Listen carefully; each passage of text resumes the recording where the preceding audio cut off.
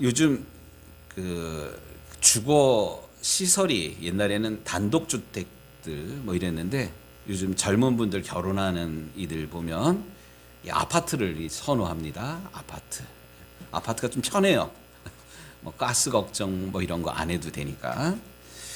그런데 이 아파트 이름들이 되게 어려워요.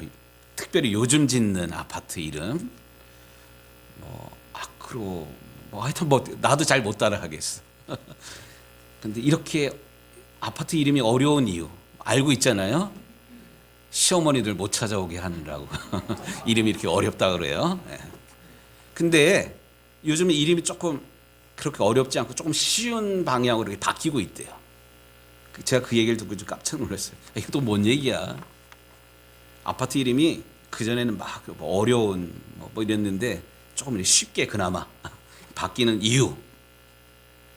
아파트 이름을 너무 어렵게 하니까 시어머니가 시누이를 데리고 자꾸 찾아오니까 이게 싫어가지고 두 명보다 한 명이 낫다 해가지고 시자 들어가는 다 싫은가 봐요.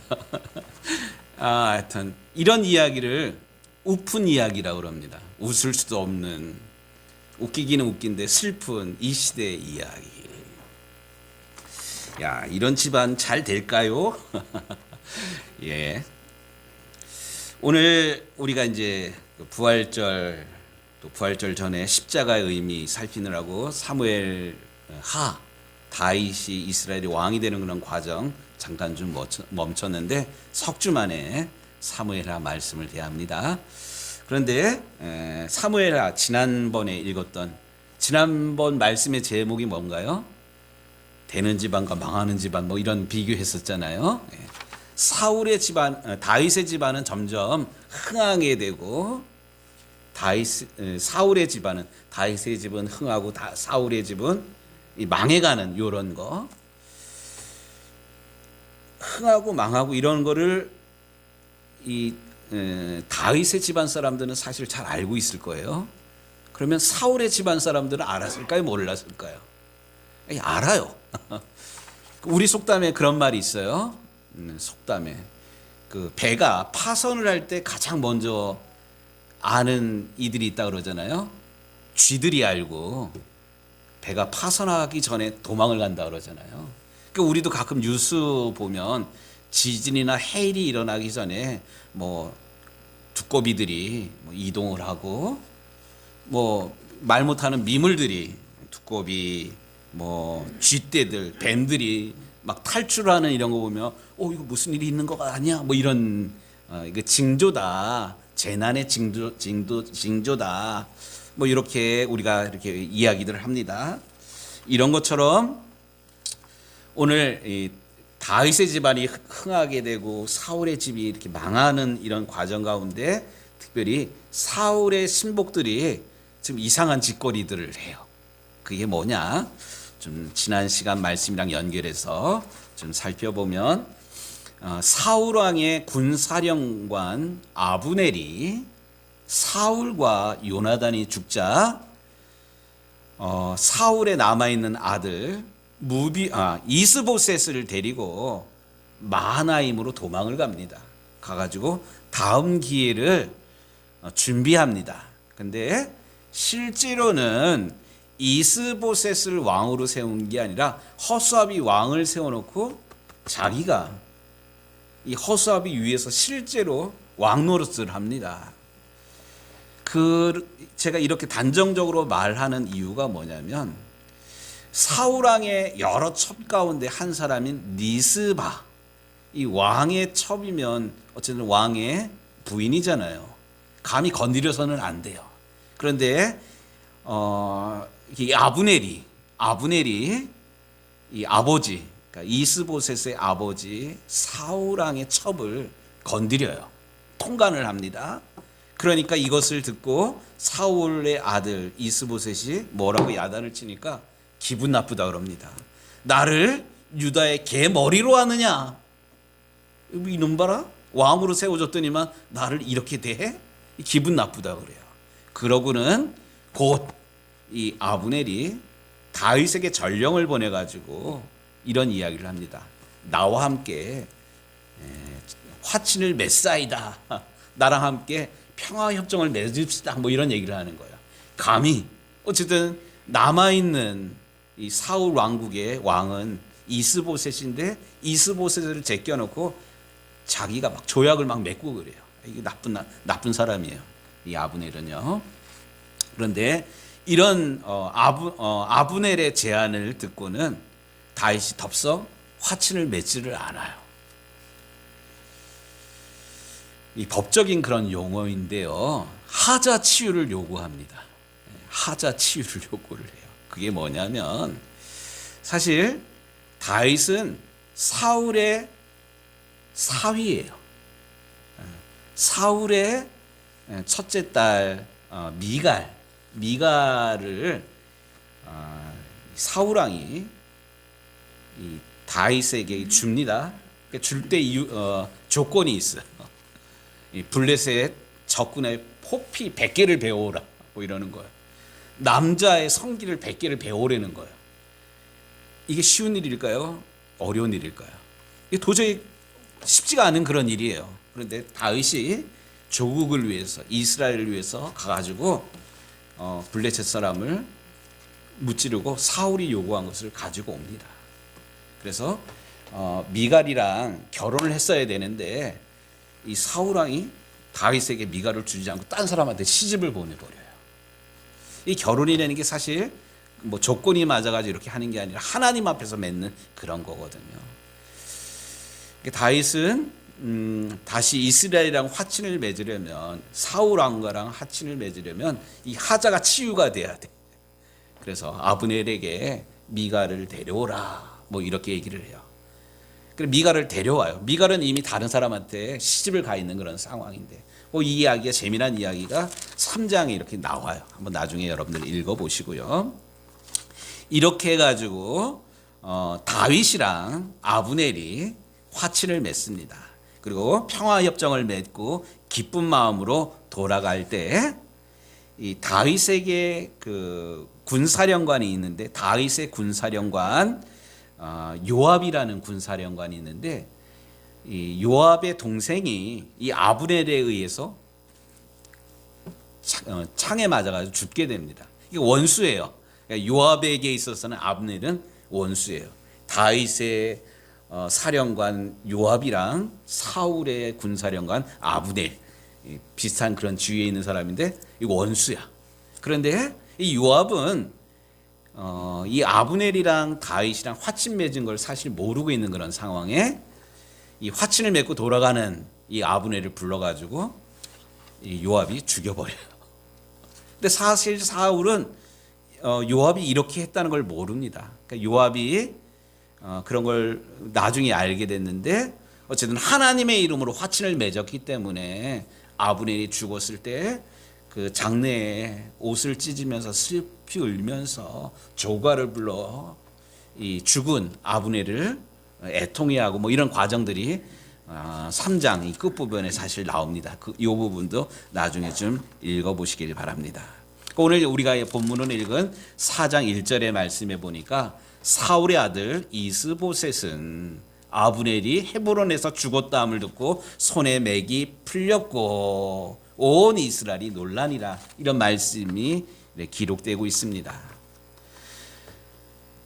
사울 왕의 아들 이스보셋은 그동안 뭐 자기가 무능하기도 하지만 이 어려운 문제들을 솔선수범해서 이렇게 막아주고 해결한 이 아브넬이 죽었다 그러니까 의지할 사람이 아무도 없는 그런 상황이잖아요.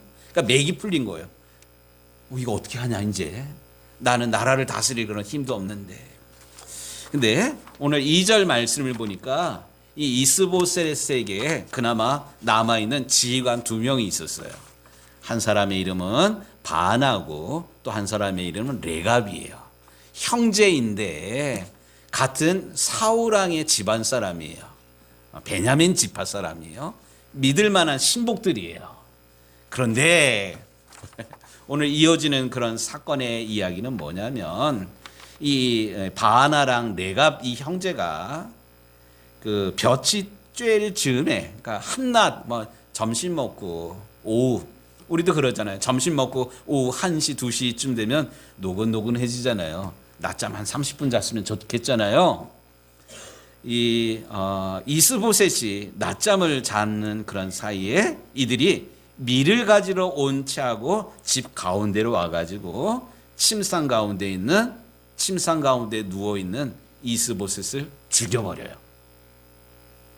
이거 얼마나 무서운 일입니까? 가장 믿었던 신복들인데, 또 같은 집안 사람들인데. 그리고는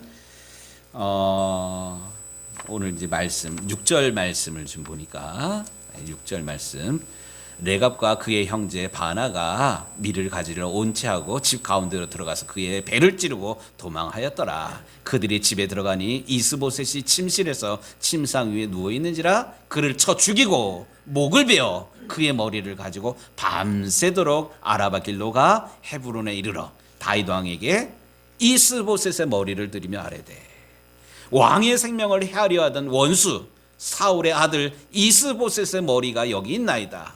여호와께서 오늘 우리 주 대신 왕의 원수를 사울과 그의 자손에게 갚으셨나이다 하니. 이게 좀 여러분들 눈에 들어올지는 모르겠는데, 이 바나랑 레갑은 조금 전까지, 아니 어제까지 주군으로 왕으로 섬겼던 사람이 누구예요? 이스보셋이에요. 이스보셋을 어쨌든 망명정부의 왕으로, 왕이시여 뭐 이렇게 섬겼는데, 이 왕을 죽여버리고는 왕의 머리를 가지고 와가지고 다윗에게 바치면서 내주 왕의 원수, 여기 내주 왕이라고 말하는 거는 내주, 다윗을 주라고 얘기를 하는 거예요. 왕의 원수들에게 손에서, 또 조금 전까지 왕으로 섬겼던 사울왕과 이스보셋을 원수라고 얘기를 하는 거예요. 이 사람의 마음이 이렇게 조석으로 이게 막 쉽게 바뀔 수 있는 그런 상황인가? 성경은 우리에게 분명히 경고합니다. 시편 146편 말씀, 귀인들을 의지하지 말고 도울 힘 없는 인생을 의지하지 말라. 야, 이런 거 보면서 인생 무상, 이런 거를 생각하지 않을 수가 없습니다. 우리가 가끔 사업하다가 실패하고 이러는 게 믿는 도끼에 발등 찍히잖아요. 믿는 사람에게 사기당하고 믿는 사람에게 뒤통수 얻어맞고 이런 것이 우리가 인생을 살아가면서 당하는 가장 슬픈 일들 가운데 하나이지 않습니까? 그러고 보면 인생은 의지할, 우리 인간은 이 죄 가운데서 태어나고 죄 가운데서 살아가는 우리 인생은 의지할 대상은 절대로 못 됩니다. 단지 불쌍히 여기고 긍휼히 여길 그런 존재입니다. 제가 학교 시절에 제가 고등학교 2학년 때 읽은 충격적인 그런 소설이 있는데요. 우리나라 전광용이라는 그런 작가가 쓴 껍빛단 리라는 그런 소설을 읽고 제가 충격을 받았어요. 껍빛단 리, 제목이 좀 이게 뭔 말이야? 이 내용은 뭐냐면, 일제 강점기, 우리가 일제 시대 때 친일파 지식인으로 잘 살아가요. 근데 어느 날 잘 이렇게 오래 무궁토록 갈 줄 알았던 일제가 망해버린 거예요. 그리고 하루아침에, 이 사람이 이제 평양에서 살았던 의사인데, 평양에 소련군이 주둔을 합니다. 소련군이 주둔을 하니까 어떡합니까? 나가가지고 인공기 들고 소련군 만세 만세 하면서 일제 부역했고 일제 붙어 살았던 이런 신분을 세탁해버리고 평양에 주재한 김일성 그 군대와 또 소련군을 환영하고 뭐 이런 일들을 막 해요. 완장 차고 다니면서. 그런데 전쟁이 났잖아요. 6.25 전쟁이 났잖아요. 그래서 이 평양 쪽으로 남한군, 유엔군이 막 진군을 합니다. 그러니까 자기가 공산군에게, 소련에게 부역했던 걸 싹 숨기고, 또 의사니까 지식인이잖아요. 영어를 할 줄 알잖아요. 가가지고 막 영어 통역해주고, 공산당 놈들 나쁜 놈들이라고 막 이래요. 이래서 이 의사는 몇 년 사이에 자기가 섬기는 나라가 일본에서 그 소련에서 미국 막 이렇게 막 바뀌게 돼요. 팔색조처럼 이렇게 막 바뀌는 생명의 위협을 느끼니까 어떻게 하면 살 수가 있을까 눈치 빠르게 막 움직였던 이 의사 꺼피단, 이 꺼피단이라는 말이 러시아 말로 캡틴이라는 그런 말이라 그러더라고요. 그 캡틴 리. 시절이 바뀌어도 어쨌든 동포들이 자기 조국이 망해가도 눈치 빠르게 막 움직이는 사람은 망하지 않는다. 이거를 풍자적으로 고발하는 소설이 꺼피단 리라는 그런 소설입니다. 저는 이 전광용 씨가 쓴 그 소설을 읽으면서 해방 이전과 해방 이후에 일제 부역했던 사람들이 그대로 해방 이후에 뭐 판사, 검사, 경찰이 돼가지고 그 가난한 사람들을 막 뭐 이러고 뭐 이런 그리고 또 전쟁 이후에는 뭐 과거사에 대한 반성이나 정리 없이 우리나라가 해방 이후에 70년이 되도록 해방 이전과 이후에 과거에 대한 반성 없이 오고 있는 우리의 역사랑 별반 다르지 않구나 하는 그런 생각을 가진 적이 있습니다.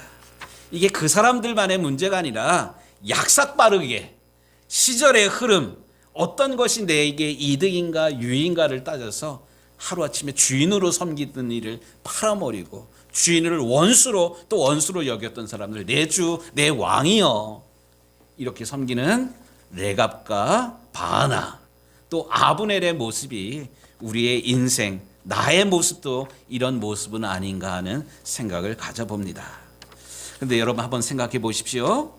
여러분들이 지금 뜨고 있는 다윗 왕이에요.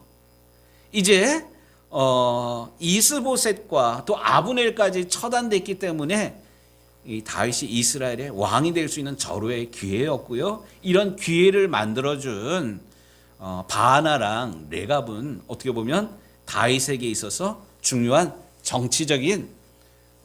정치적으로 굴러온 일꾼들입니다. 이런 상황에 여러분들이 다윗이라면 여러분들은 어떻게 했을까요?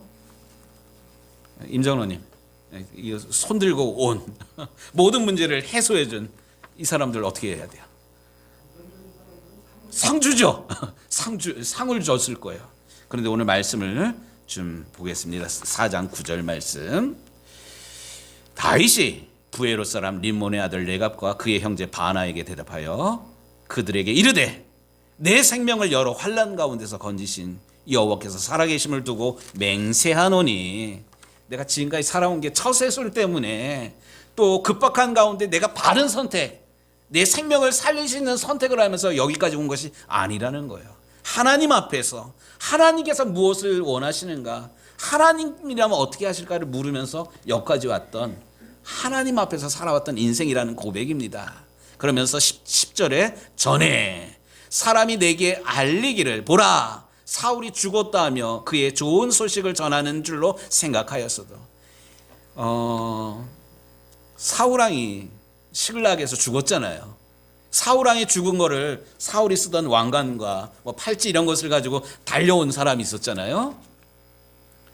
다윗이 야 고맙다, 이 소식 알려줘서 고맙다, 야 칭찬했나요? 안 그래요.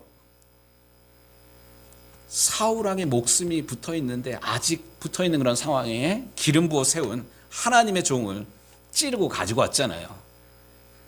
다윗이 참지를 않았어요. 이 사람을 죽여버렸어요. 하물며 오늘 말씀 보니까 내가 그를 잡아 시글락에서 죽여서 그 소식을 전한 가품으로 삼았건을 하물며 악인이 의인을 그의 집 침상 위에서 죽인 것이겠느냐. 여기 악인이 누굴까요? 칭찬 들은 줄 알고 이스보셋의 머리를 가지고 온, 바로 아침까지만 해도 이스보셋을 왕으로 섬겼던 이 사람을 왕으로 섬겼던 사람인데 하루아침에 순간에 이 왕을 죽이고 자기의 목숨을 부지하기 위해서, 아니 이 일로 인해서 계속 자기의 자리를 보존하려고 찾아온 이 바나와 레갑 형제를 다윗이 가만히 두지를 않습니다. 하물며 악인이 의인을 그의 집 침상 위에서 죽인 것이겠느냐. 비겁하게 무장해제되어 있는 낮잠을 자고 있는 주군을 죽이고 상을 받으러 온 너희겠느냐. 그런즉 내가 악인의 피 흘린 죄를 너희에게 갚아서 너희를 이 땅에서 없이 하지 아니하겠느냐 하면서 청년들에게 명하여서 이 레갑 형제를 죽이게 합니다. 중요한 것, 다윗은 인기에 영합하는 그런 삶을 살지 않았고요. 철저하게 하나님 앞에서 하나님께서 무엇을 원하시는지 그런 삶을 물으면서 또 판단 내리고 나라를 세워나갔습니다. 그런데 이 이야기가 요 이야기만 읽어도 야 정말로 다윗 멋있다 이러는데, 오늘 성경의 관심은 모든 사람들이 다 배신을 하고 자기가 살기 위해서 하루아침에 왕을 나라를 팔아먹는 이런 상황인데, 오늘 이 말씀 가운데 4절부터 5절 4절 한 절 말씀, 요 한 절 말씀인데 4절 말씀 좀 보도록 하겠습니다. 사울의 아들 요나단에게 다리 저는 아들 하나가 있었으니 이름은 무비보셋이라. 전에 사울과 요나단이 죽은 소식이 이스라엘에서 올 때에 그의 나이가 5살이었는데 그 유모가 안고 도망할 때에 급히 도망하다가 아이가 떨어져 절개되었더라. 오늘 배신하는 이야기 계속 나오는데 그 이야기 한가운데 한 절 이야기가 나와요. 무비보셋 이야기가 나와요. 무비보셋은 누구냐면 요나단의 아들이에요. 사울왕의 손자이기도 하고요. 그런데 하루아침에 아버지가 전쟁터에서 죽게 됩니다. 전쟁에서 지면 패족들이 생겨나요. 다 삼족을 멸하고 뭐 이러는 상황이잖아요. 그러니까 할아버지가 죽었다는 이야기가 들려오니까 이 무비보셋의 유모가 이 아이를 5살짜리 아이를 들쳐안고 도망을 하다가 떨어뜨렸대요. 그래서 그것 때문에 이 아이가 평생을 다리를 절면서 살아가요. 다리를 절면서 살아가는 불쌍한 인생뿐만 아니라 우리 아버지가 왕자였다고, 우리 할아버지가 왕이었다는 이야기를 해서는 안 돼요. 평생을 숨어서 왕족인 것을 숨기고 살아가는데, 그런데 하나님의 관심은 배신하고 배반하고 찌르고 죽이고 이러는 살벌한 인생들의 관심을 갖는 것이 아니라 한 절이지만 하나님의 관심이, 성경의 관심이 이스보셋에게 있다는 사실입니다. 또 나중에 뭐 살펴보겠지만 사무엘하 9장 이야기는 왕이 된 다음에 다윗은 혹시나 사울의 자손들 가운데 살아남은 자가 혹 있을까 하고 그것을 찾아가지고 도와주려고 막 그럽니다. 그런데 수소문에서 어렵게 요나단의 아들이 다리를 다쳐서 숨어서 거지처럼 살고 있다는 이야기를 전해 듣습니다. 근데 요나단은 누구예요? 다윗의 절친이잖아요. 자기 목숨처럼 하나님을 경외하는 똑같은 믿음이 있었고요. 하나님을 사랑하는 마음으로 사랑했고요. 하나님의 이름으로 서로 약속을 맺었잖아요. 이 다윗이 왕이 된 다음에 가장 먼저 했던 일이 뭐냐면 이런 이스보셋을 찾아내서 왕자의 신분을 다시 회복시켜주고요. 다윗과 함께 죽을 때까지 한 상에서 먹고 마시게 했어요. 왕자만이 할 수 있는. 뿐만 아니라 그의 할아버지 사울왕의 땅들을 이 무비보셋에게 줍니다. 정말로 다윗은 멋진 왕이에요. 그런데 이것이 정치적인 그런 에피소드나 정치적인 그런 이야기로 성경은 우리에게 이야기해 주지를 않습니다. 무슨 말이냐? 다윗과 요나단은 하나님의 이름으로 약속을 했어요. 언약을 했어요. 하나님의 약속은 얼마든지 그리스도 예수 안에서 예가 되니 우리가 아멘하여 하나님께 영광을 돌리느니라. 하나님의 약속은 거짓이 아니라는 거예요. 하나님의 약속은 잊어버리는 게 아니라 언제든지 그리스도 예수 안에서 예가 된다. 우리 하나님은 신실하신 하나님입니다. 하나님은 약속하신 것, 우리에게 복 주시기를 원하시는 이 아버지 하나님의 마음은 상황이 바뀌고 뭐 정치가 바뀌고 뭐 이런다고 바뀌는 그런 하나님이 절대로 아닙니다. 하나님은 신실하신 아버지 하나님입니다. 우리가 지난 주일에 부활절을 보냈습니다. 또 예수님 우리를 대신해서 죽으시고 다시 부활하셨는데, 이 예수님께서 이 세상에 오셔서 죽으시고 부활하신 의미가 무엇인가? 죄 때문에 잃어버린 우리의 생명을 예수님께서 친히 십자가에 피 흘려 죽으심으로 우리의 잃어버렸던 생명을 다시 회복시켜 주신 것입니다. 우리의 잃어버렸던 신분을 다시 회복시켜 주신 사건이 십자가의 사건이고 부활의 사건입니다. 성경 분명히 말씀하십니다. 영접하는 자, 곧 그 이름을 믿는 자들에게는 하나님의 자녀가 되는 권세를 주셨으니. 오늘 우리가 사무엘하 4장을 읽었는데, 이게 뭐 정치적인 격변기 가운데 이런 일들도, 배신들도 있었네, 이런 이야기를 성경이 우리에게 이야기해 주는 것이 아니라, 푸른 마르고 꽃은 시든다 할지라도 우리 하나님의 말씀은 전혀 변하지 않는다. 신실하신 하나님이 우리 아버지 하나님임을 우리에게 이야기해 주고 있습니다.